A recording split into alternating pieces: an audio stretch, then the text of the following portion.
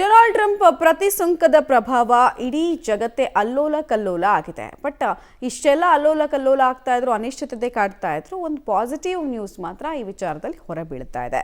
ಶರವೇಗದಲ್ಲಿ ಚಿನ್ನದ ದರ ಏರಿಕೆ ಕಂಡಿತ್ತು. ಜನಸಾಮಾನ್ಯರು ಚಿನ್ನ ಮುಟ್ಟಿದ್ರೆ ಶಾಕ್ ಅನ್ನೋ ತರ ಪರಿಸ್ಥಿತಿ ಉದ್ಭವ ಆಗಿತ್ತು. ಆದ್ರೀಗ ಟ್ರಂಪ್ ಸುಂಕ ನೀತಿಯಿಂದ ಚಿನ್ನದ ದರ ಇಳಿಕೆಯಾಗಿದೆ. ಚಿನ್ನದ ದರ ಕಳೆದ 3 ದಿನದಿಂದ ಇಳಿಕೆ ಕಾಣ್ತಾ ಇದೆ. ಮುಂದಿನ ದಿನದಲ್ಲಿ ಪ್ರತಿ ಗ್ರಾಮ್ಗೆ 7,500 ರೂಪಾಯಿ ಆಗಬಹುದು ಅನ್ನುವಂತಹ ಲೆಕ್ಕಾಚಾರವನ್ನು ತಜ್ಞರೇ ಮಾಡ್ತಾ ಇದ್ದಾರೆ. 24 ಕ್ಯಾರೆಟ್ ಚಿನ್ನದ ಬೆಲೆ ಎಷ್ಟಿದೆ ಅಂತ ನೋಡೋದಾದರೆ 9,038 ರೂಪಾಯಿ ಇದೆ. 1 ಗ್ರಾಮ್ 24 ಗ್ರಾಮ್ ಚಿನ್ನದ ದರ ಪ್ರಸ್ತುತ ಇರುವುದು ಮಾರುಕಟ್ಟೆಯಲ್ಲಿ. 22 ಕ್ಯಾರೆಟ್ 1 ಗ್ರಾಮ್ ಚಿನ್ನದ ದರ 8,285 ರೂಪಾಯಿ ಆಗಿದೆ.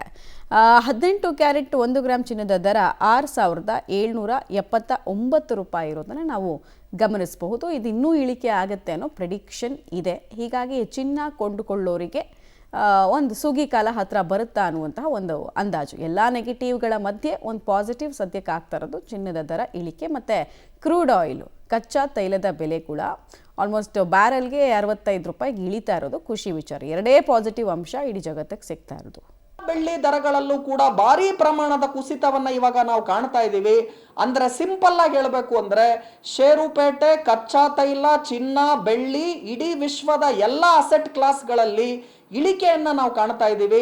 ಆದ್ರೆ ಭಾರತ ದೇಶಕ್ಕೆ ಇದರಿಂದ ಇರುವಂತಹ ಪಾಸಿಟಿವ್ ಅಂಶಗಳೇನು ಅಂತ ತಾವು ನೋಡೋದಾದ್ರೆ, ಮೊದಲನೇದಾಗಿ ಡಾಲರ್ ಬೆಲೆಗಳ ಕುಸಿತ, ರೂಪಾಯಿನ ಮೌಲ್ಯದಲ್ಲಿ ಏರಿಕೆ, ಅದು ಇಂಡಿಯಾ ದೇಶಕ್ಕೆ ಒಳ್ಳೇದಾಗುತ್ತೆ.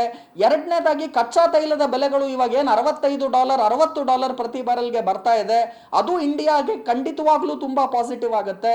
ಮೂರನೇದಾಗಿ ಏನು ಇನ್ಫ್ಲೇಷನ್ ಅಥವಾ ಹಣದುಬ್ಬರ ಇದರಿಂದ ಸೃಷ್ಟಿ ಆಗುತ್ತೆ ಟ್ರಂಪಿನ ಟ್ಯಾರಿಫ್ನಿಂದ, ಬೆಲೆಗಳಲ್ಲಿ ಭಾರಿ ಪ್ರಮಾಣದ ಏರಿಕೆಯನ್ನ ಅಮೆರಿಕ ದೇಶದಲ್ಲಿ ನಾವು ಕಾಣ್ತೀವಿ.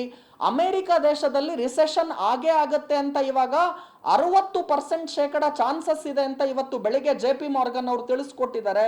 ಆದರೆ ನಮ್ಮ ದೇಶದಲ್ಲಿ ಇನ್ಫ್ಲೇಷನ್ ಖಂಡಿತವಾಗ್ಲೂ ಕಂಟ್ರೋಲ್ ಅಲ್ಲಿದೆ. ಹಣದುಬ್ಬರ ನಮ್ಮಲ್ಲಿರೋದು ಕೇವಲ 4.5%. ಇನ್ಫ್ಲೇಷನ್ ಇಲ್ಲಿ ಖಂಡಿತವಾಗ್ಲೂ ಕಂಟ್ರೋಲ್ ಇರೋದ್ರಿಂದ ಸಾಮಾನ್ಯ ಜನರಿಗೆ ಇದರಿಂದ ಭಾರಿ ಪ್ರಮಾಣದ ಹೊಡೆತ ನಾವು ಖಂಡಿತವಾಗ್ಲೂ ಕಾಣೋದಿಲ್ಲ. ಚಿನ್ನ, ಬೆಳ್ಳಿ ಗಮನಿಸ್ತಾ ಇದ್ರಿ, ಗೋಲ್ಡ್ ರೇಟ್ ಕಡಿಮೆ ಆಗಿರೋ ವಿಚಾರಕ್ಕೆ ಸಂಬಂಧಪಟ್ಟಂತೆ ಅವರು ಮಾಹಿತಿಯನ್ನು ಕೊಡ್ತಾ ಇದ್ರು.